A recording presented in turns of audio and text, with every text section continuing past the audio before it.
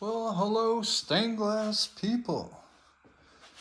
And for you folks that want to look into doing lead work, the lead cane, and the tools you use, lead nippers, dykes, they call them lead dykes. Don Carlos lead knife. So that's a newer one. This one's actually an old one. And then this is another type. I think it's a Don Carlos as well, but different style, a little lighter head to it, which is actually nice for tapping, very delicate work. I just wanted to clear something up. These lead dikes, they've been around for a while actually, probably 40 years or so. Used for stained glass lead work. They became popular in the mid 80s. But people started understanding to use them. Here's old lead I had. It became easier just to nip off your lead. Back in the old days, this is, by the way, these are not old school. They're actually, back in the 80s, a lot of hobbyists that started doing stained glass, they gravitated really quick to these. But there was a lot of old school stained glass lead people that always used the lead knife. And it's just what they use, and they're really good at it.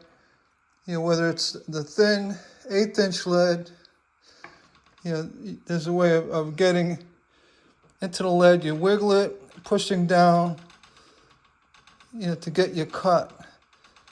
And that's how it's done. It's a slight wiggling and rocking and downward pressure, keeping the lead straight up and down.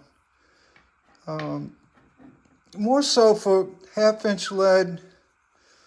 This is border lead, and you see what I'm doing here is I'm actually using the knife to open up the channel. A lot of times you'll use the knife when you're doing stained glass work.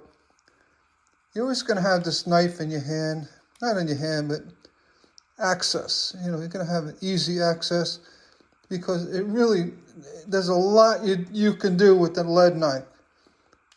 And though it's not a crucial tool, but basically is if you're using any kind of flat lead. I have some 1/2-inch, I have some 3/8. The reason why I say that is because to cut flat lead, you can't cut like this. You're going to squish it. I'll do it. So you're going to squish the lead. That's no good. You can come in, cut, wiggle, break. That's not the way you do it. The way lead knives are used is you lay the lead down. There's just lead I had laying around. I'll just grab this scrap. Again, mark where you want to go and kind of wiggle it, twist it back and forth, and rock it. I know this is taking some time to do, but I'm kind of demonstrating. And that's how you cut the lead. And then using the knife itself, you open up the channel if you have to. That's what the lead knives are used for. Also, you're doing a stained glass window. Say you cut a piece of lead off, and you got a piece. You put your lead on it.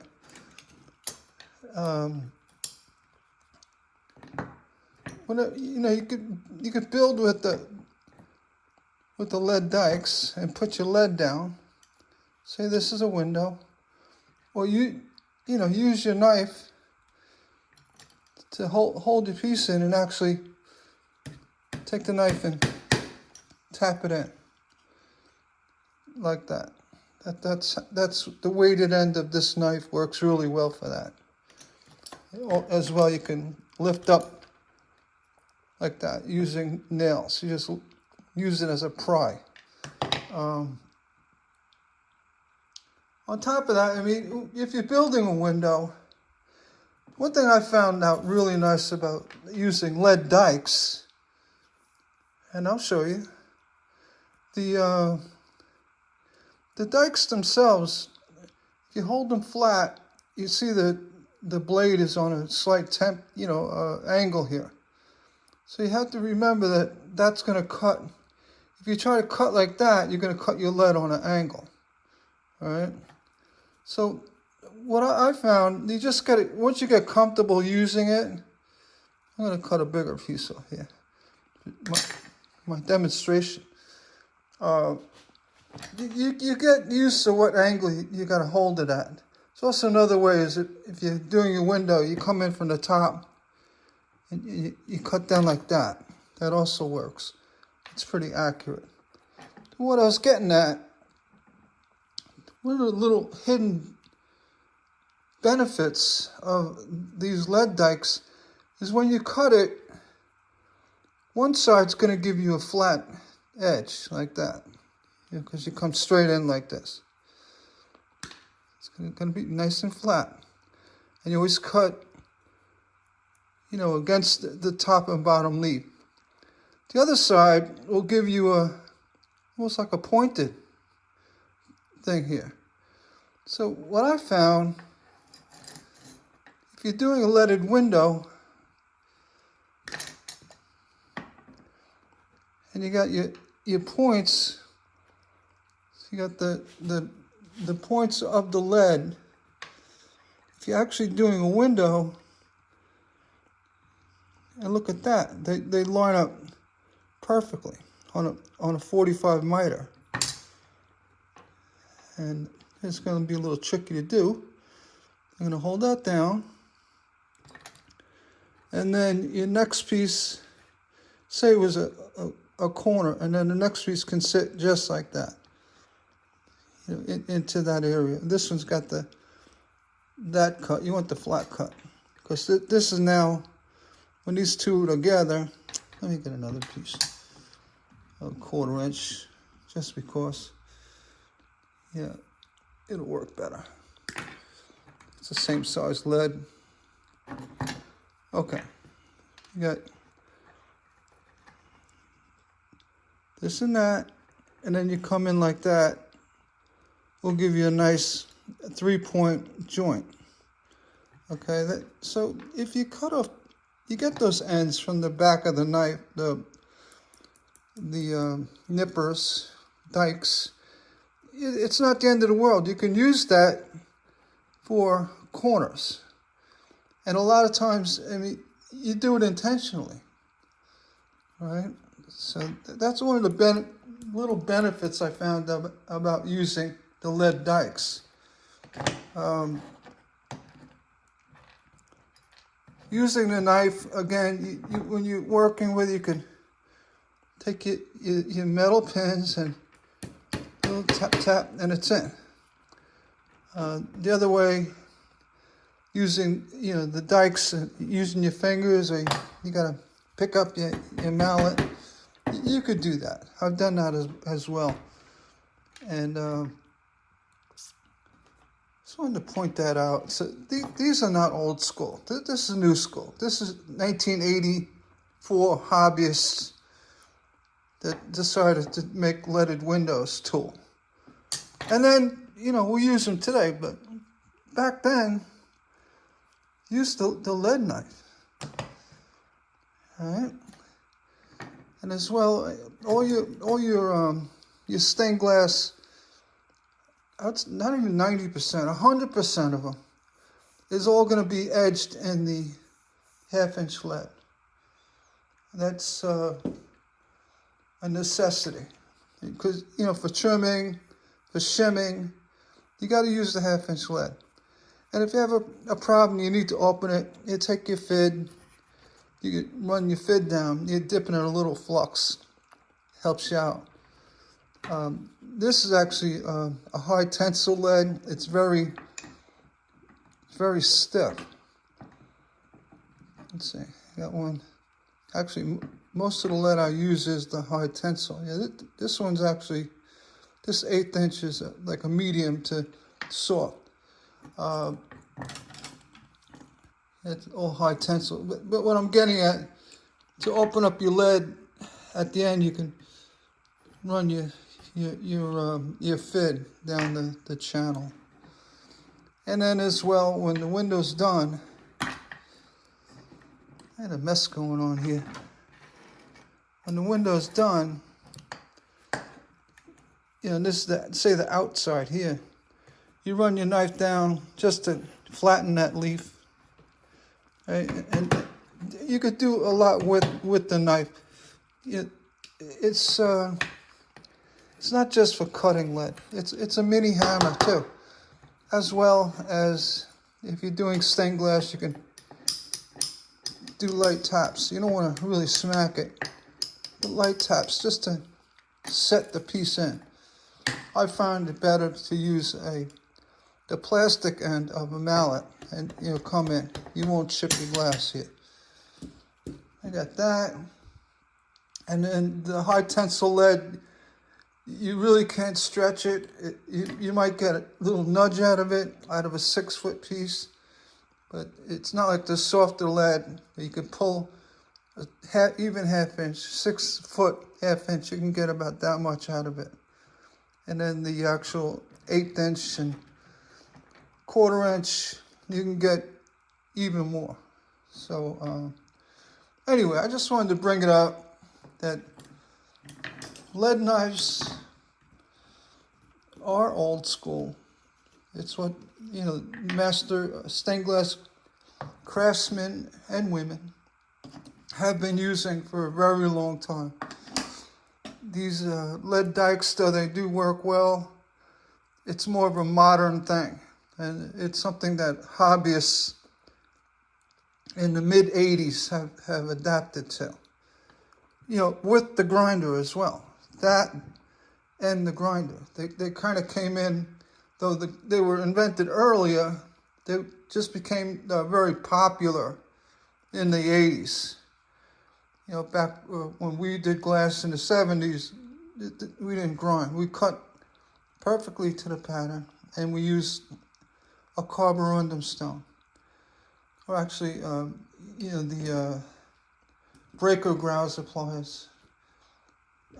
These actually, the smaller modern pliers like this, we didn't even use these. We used big glass breaking pliers. Like, they were flat. Almost, I have a pair outside, but they look like this, but they're very big, and we're more or less just breaking glass off or using the grouser of the cutter, to take off any chips and points like that. All right. I just wanted to bring that up. I'm not saying you need one. You can get by with a rubber mallet to tap in your pins or your horse nails, but that's a really good tool. It works. You really can't. You can use the nipper. You want to cut 1/2 inch. You come in, halfway in and spin it around. Do the other. It's a big waste of time. And again, all stained glass. I don't care if it's a 10 inch by 6.5 inch window. Should have the 1/2 inch border lead. If not, at least the 3/8, but should have the 1/2 inch. Again, that's for shimming, for expansion. When you put the final trim of the wood over this, you're going to see a little bit of edge of lead, which is helps on the aesthetic end of things. And again, the lead knives are really the best way, unless you're using a chop saw or something, is to cut through this 1/2" lead.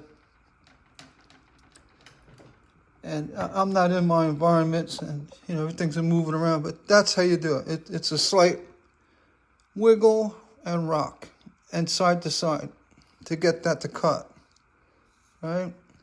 And make sure you don't go like that. You can get cut pretty bad.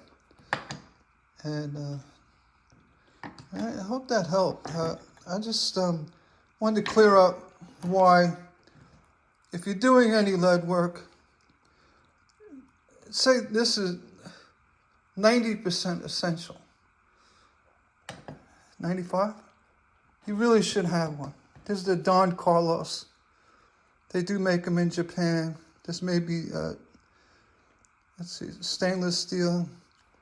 It's probably, actually, the Don Carlos looks more like this. This is just, it could be too, but nowadays they're made in Japan or China. I don't know. But you gotta have it. All right? Yeah, knock on the door. I hope the video helped. And if it did, hit the like button. Got any questions on lead? I'm here. I'm here to help. Shoot me the question below. And if you did like the video, hit the thumbs up. Hit the like button. Hit that like button. And subscribe for more great content. My apologies. I wanted to get doing a full stained glass window. My studio is just about set up. I'll be doing that, as well as making the cement, which I'll show you the proper method and ingredients for cement for your lead work. And there's a key part of it all is using the proper brush. This nylon, it's not nylon, this natural bristle brush. Nylon brushes you see, with the fancy handles, and dip it in a coffee can, and the nylon will scratch the bevels and other soft glass. So never use nylon when you're doing cement work. And I'll show you I'll mix the putty using the proper ingredients that allow the putty to set in a 2 to 3 day setting window, as well as never permanently hardening for 50 to 60 years. All right? That's how stained glass should be made, because for expansion, for movement, for durability, for strength, and all that. You never compromise your cement by using a thinner, a lacquer thinner. We use spirits, mineral spirits, but never use a lacquer thinner that evaporates. Turpentine's okay.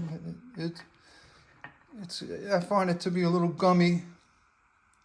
And the linseed oil alone, and boiled linseed oil, has enough adhesive properties to it.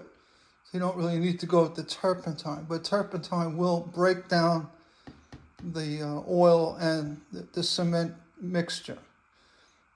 As just like mineral spirits. Mineral spirits is just a highly refined kerosene. And that's why you use it. It doesn't have any pine. Like turpentine has pine oil in it, and other stuff. Mineral spirits is just a super, what's the word? Refined kerosene.